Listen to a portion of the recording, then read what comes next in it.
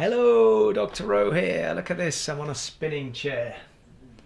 And hopefully I'm clear. The camera sometimes goes out of focus. Anyway, today's discussion is about this subject, handshakes.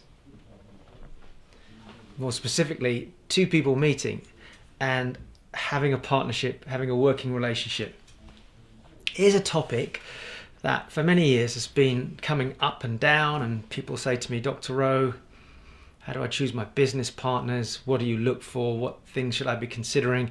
And it actually came up recently, about 2 weeks ago, and then just recently on a message I got from a good friend of mine on WhatsApp. I won't say his name, but he'll know who he is if he's watching.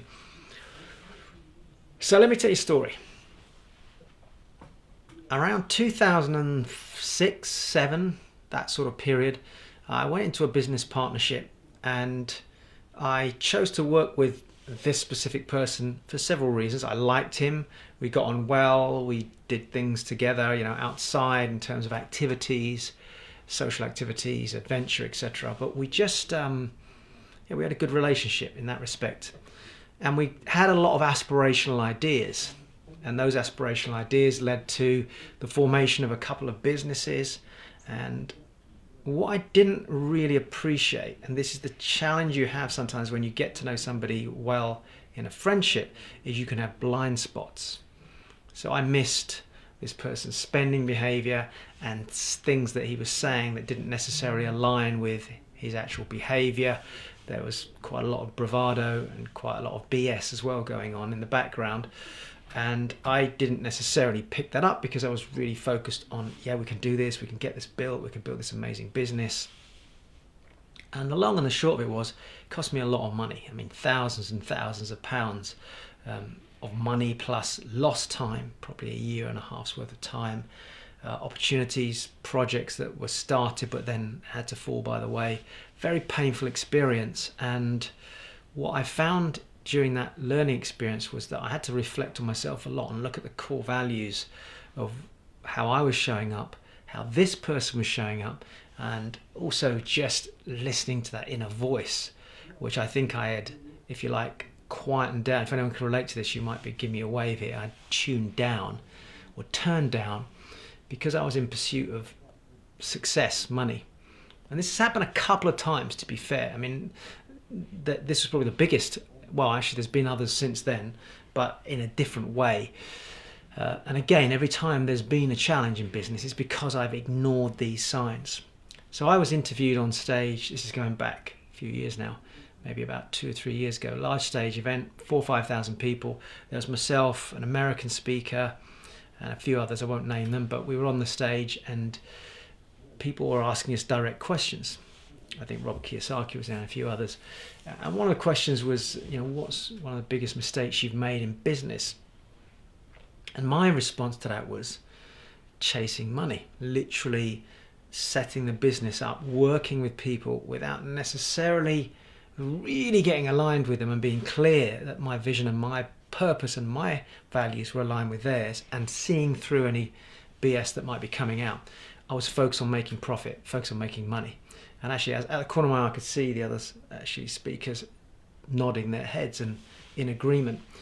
So chasing money. So why am I telling you this story? Well, first of all, it was freaking painful. And relationship that never got mended. It affected several people, including on a personal level, family, etc. So if you're excited about going into business with somebody, I'm really pleased for you. But that doesn't mean to say they're the right person to go into business with, which comes back to the question I was asked. So I'm going to put something up on the screen here, which I think will be useful. And these are, I spoke about this a few years ago at a networking event, and I want to come back to it.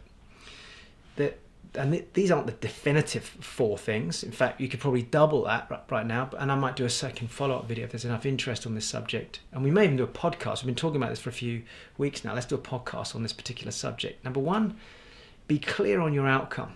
What is it? And I'm going to come back to this on number 4 here. Be clear on the outcome that you want. What do you want out of this business relationship? This person is selling you on an idea. You connected with them. It might be the other way around. Maybe they've got money and you've got the ideas. Or it might be that you've got the money and they've got the ideas. Either way, You've got to know what the outcome of this is. In 2, 3, 5 years' time, what do you want to experience from this business relationship? Financially, emotionally, intellectually.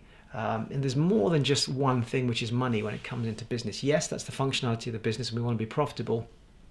But specifically, what do you want this to look like? How do you want it to feel? How do you want to see the shape of this relationship going?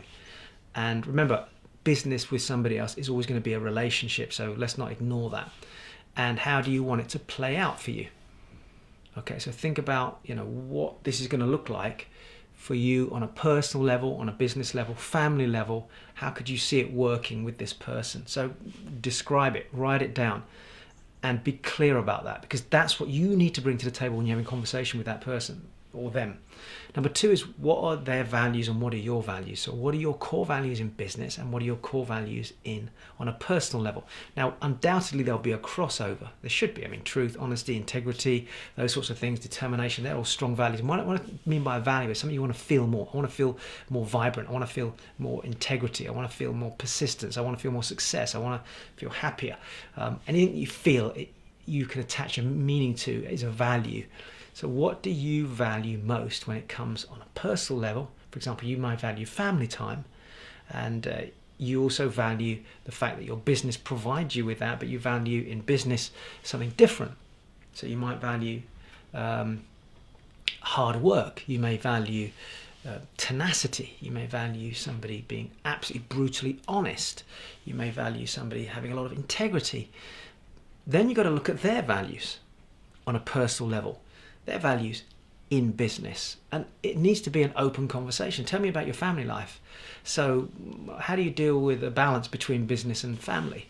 Now, if you've got a rule of thumb, which is you value family first over business, you value the time with your family and not giving up certain things for the sake of the business. If you value that, and they say, well, you know what, I love my business and I love my family, but when my head's down, I don't mind sticking my head down and getting the stuff done and working right through the year and skipping holidays, and I don't mind that because I know we're going to build a business.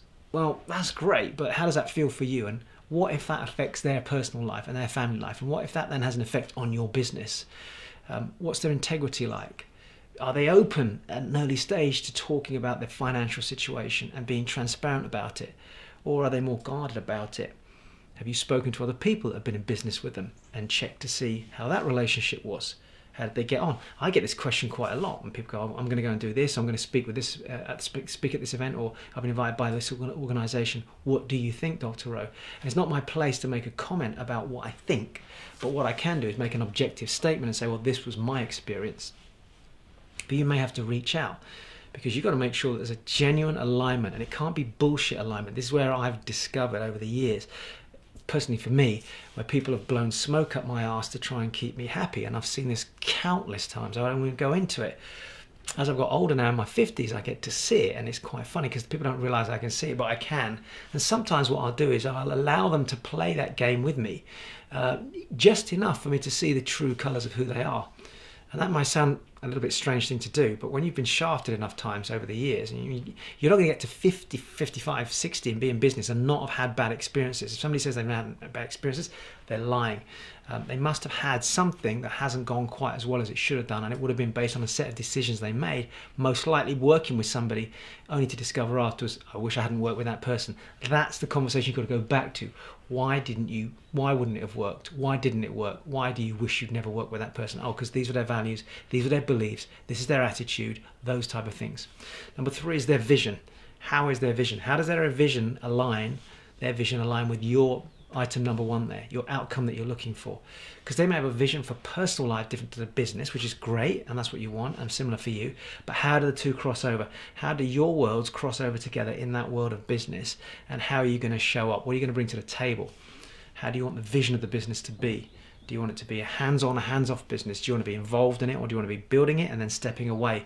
Are they somebody who's more creative? How do they communicate, by the way, as well? That's another thing. So you could ask them, for example, to take the communication test that we've got. See if they're prepared to learn. Are they a grower? Are they somebody who wants to take on and work with other people? Do they listen to, they have a vision for bringing in people from the outside to allow the business to grow? All these type of things you should be asking. If you have a slight intuition that there's something not right here, that's when you need to press the pause and bring the magnifying glass out, which takes us to number 4. See the end game. How would it play out? If you had a slight niggle about this person, could you live with that niggle? And that's what happened to me. I had niggles and I ignored those niggles. I was like, fuck, why didn't I spot this? But I was younger then. I was in my 30s. We're talking about a long time ago. So you grow, you learn, and that's just why it's nice when people reach out and say, what do you think about this, Ro? Because if you're somebody who's 20, 25, 30 and you're speaking to a 40, 50-year-old, you just have more time in the saddle. You're going to experience things as somebody who's older, so you at least know what to look for. And this is the benefit of learning and growing from older people who've had a bit more wisdom and a bit more experience. So see what the end game is. How's the end game going to look? What I mean by that is run the scenario of, okay, working with this person, how will it look? How will it be operationally? How will we interact? When we sit down and talk, how will the meetings be? Do they listen to me? Do they not listen to me? I spoke to a lady last year who felt her husband was being manipulated by somebody. And just this person was very persuasive. And she felt she could see straight through it. But her husband couldn't, obviously. So there's another point as well. Maybe you are somebody that you know, that you trust, you're close to give you their objective opinion. I mean, sometimes people will pay for me to sit down and do an assessment of their business, whatever, or their current circumstances. And, what do you think, Dr. O? But you can go to people that are close to you, maybe somebody you really love dearly, who cares about you enough to say, well, if I'm honest, I got a gut feeling about this. Something doesn't feel right, or this feels amazing. I think this would be a great relationship. You guys seem to get on really well, and from what I can see, X, Y, and Z. So all I'm saying is have a third person have a look at it. Have somebody be a silent witness. Okay, so I'm going to sign off there. Hopefully that was useful. Give me some thumbs up. Let me know. And look out. We'll tackle this, I think, on one of our podcasts because it is a big subject. And I know Harminder has asked me about this in the past, so it might be good that we do on the Cicado Show. If you haven't been to the Cicado Show, by the way, go to www.cicado.com/podcast and go look there, because we've done some brilliant interviews, and you'll see some cracking interviews with a few business people. There's the likes of Daniel Priestley. That was an amazing business interview. We also interviewed Ryan Pinnock, who did some great stuff on the mind as well, along with some amazing other people. But we'll be covering this subject because I think it's a very sensitive one and one worthy of a subject to talk about on a podcast. All right, it's Dr. O signing out. I'm trying to find my end button. See you soon.